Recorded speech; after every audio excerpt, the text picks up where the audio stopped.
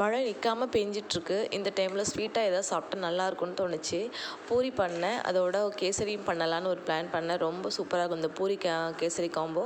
வாங்க எப்படி பண்ணுறதுன்னு பார்க்கலாம். நெய் ஊற்றிட்டு முந்திரியை பொடிச்சு எடுத்துக்கோங்க. நான் 1 கப் ரவா எடுத்திருக்கேன். லைட்டாக ரோஸ்ட் பண்ணி ரவாவுக்கு 4 கப்பு தண்ணி எடுத்துக்கோங்க. இதான் கரெக்டான அளவு.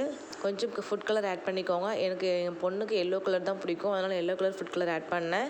இப்போ வந்துட்டு சுகர் ஆட் பண்ணிக்கலாம். ரவாயும் மிக்ஸ் பண்ணிக்கலாம்.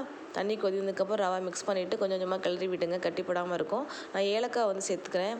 ரவா வெந்ததுக்கப்புறம் இப்போ மிக்ஸ் பண்ணிக்கலாம். ஒரு பிஞ்ச் சால்ட்டு சேர்த்துக்கோங்க. இப்போ ஃபைனலாக நெய் முந்திரி ஆட் பண்ணிக்கோங்க. இப்படி கரண்டியில் எடுத்து இப்படி போட்டு அப்படி டக்குன்னு விழணும். அப்போ தான் இந்த கேசரி பர்ஃபெக்டாகுன்னு அர்த்தம். இப்போ பூரி எடுத்துக்கலாம். பூரியோட இந்த கேசரி வச்சு சாப்பிடுங்க. பூரியோட மசால் மட்டும் தான் வச்சு சாப்பிடுவோம். நான் வந்து டிஃப்ரெண்ட்டாக ஒன்று சாப்பிடுவேன். இந்த பூரிக்குள்ளே இந்த கேசரி கொஞ்சம் வச்சு சாப்பிட்றப்போ அதோட டேஸ்ட்டு சூப்பராக இருக்கும். நீங்களும் ட்ரை பண்ணி பாருங்கள். பூரியோட கேசரி காம்போ எப்படி இருக்குன்றதை கமெண்ட்ஸில் சொல்லுங்கள்.